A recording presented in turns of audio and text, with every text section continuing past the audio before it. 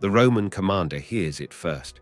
Something above the clouds, circling, no wind, no storm, just a sound the ancient world has no name for.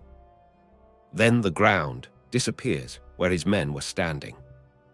One AC-130 Ghostrider, 5,000 Roman Legionaries, and a weapon Rome has no answer for, yet. Most people hear AC-130 and think this is already over. They are half right. The Romans are the most disciplined fighting force the ancient world ever produced, and discipline does not break just because the sky starts killing you. The number that decides this is not the one you think it is. The year is 68 AD. The Roman Empire is at full height. From Britain to Egypt, from Spain to Syria, Rome does not simply hold territory. It imposes order on it at spear point. A legion is not an army.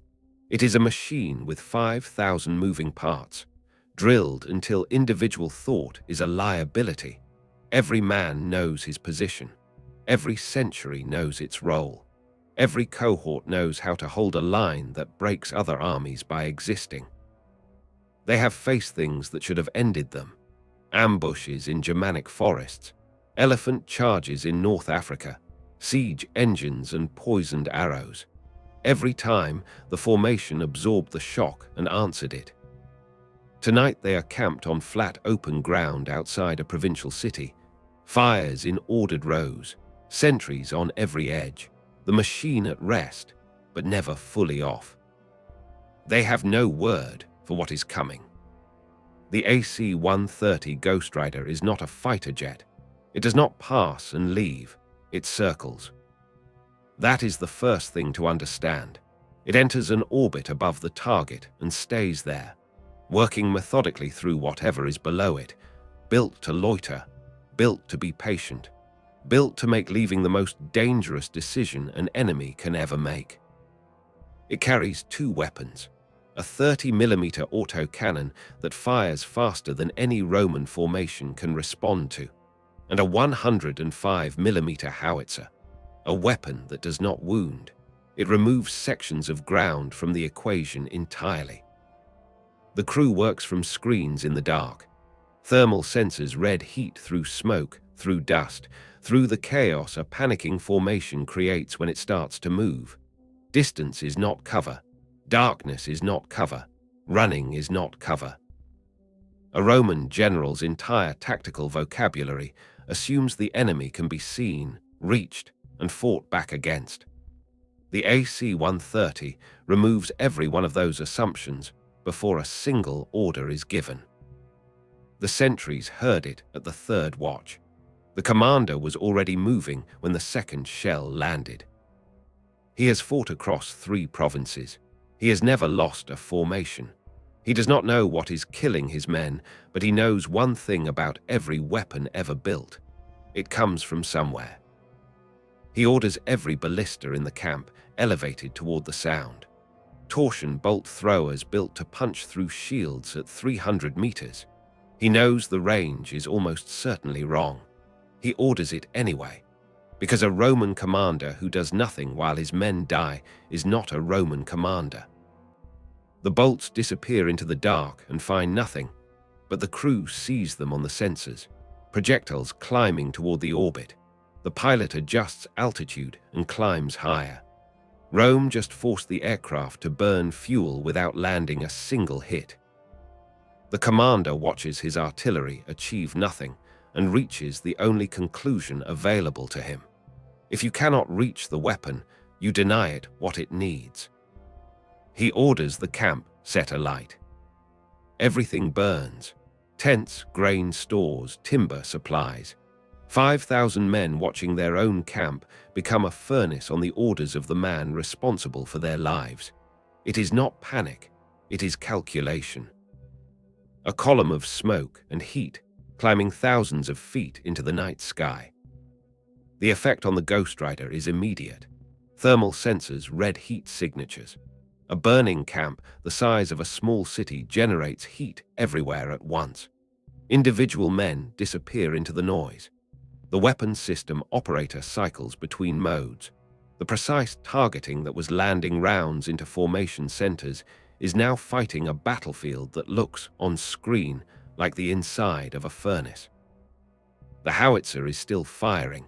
You do not need precision to drop a shell into a general area, but the auto-cannon work, the work that was cutting through dispersed groups with clinical efficiency, has dropped by more than half. The crew is burning rounds faster per result. Every Roman decision is costing the aircraft something real. The commander gives his second order before the smoke has fully risen. Every man, every century, every cohort, into the city.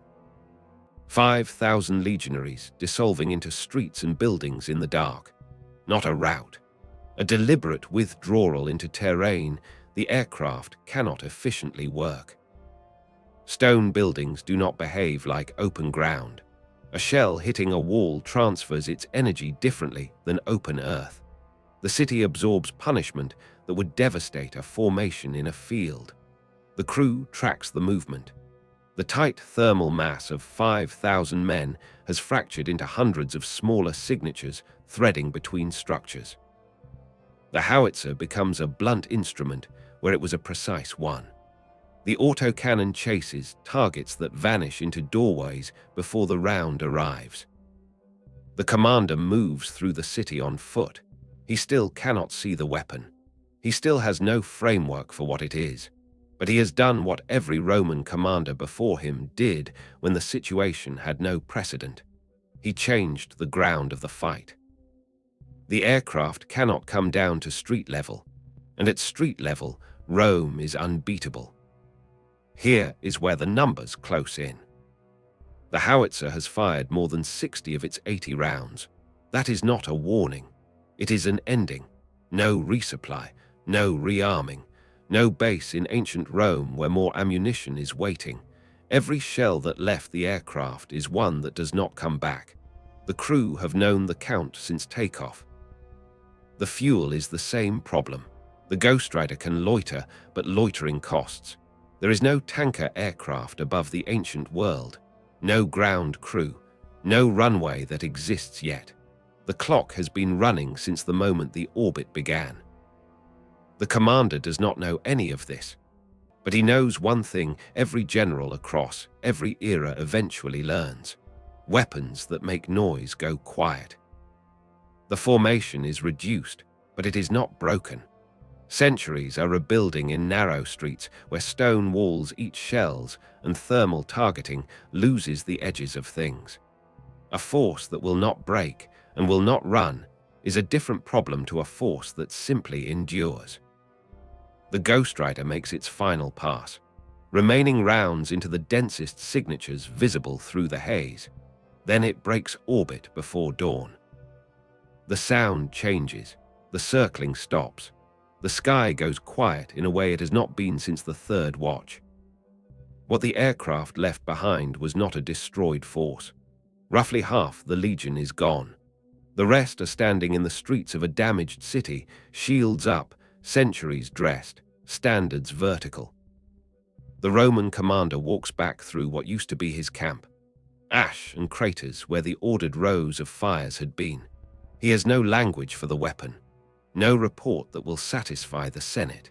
He knows only that it came, that it changed every rule he understood about warfare, and that it left before he ran out of men. He rebuilds his centuries from what is standing. It takes less than an hour. Rome does not ask what just happened. Rome asks what is next. An aircraft with no equal in the ancient world could not finish a legion that refused to stay still. That is the honest version. The Romans did not defeat the AC-130. They made themselves too expensive to finish. They burned their own camp to blind its sensors. They moved into ground that swallowed its advantages. They made every remaining round cost more than the last. That is not a victory, but it is not a defeat either. And in Rome, the difference between those two things was everything.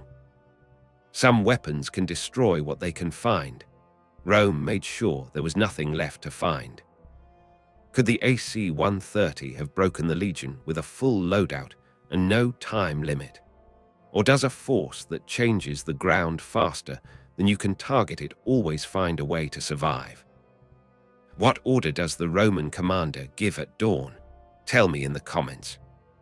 Subscribe and hit the bell, more coming, and it only gets harder to call.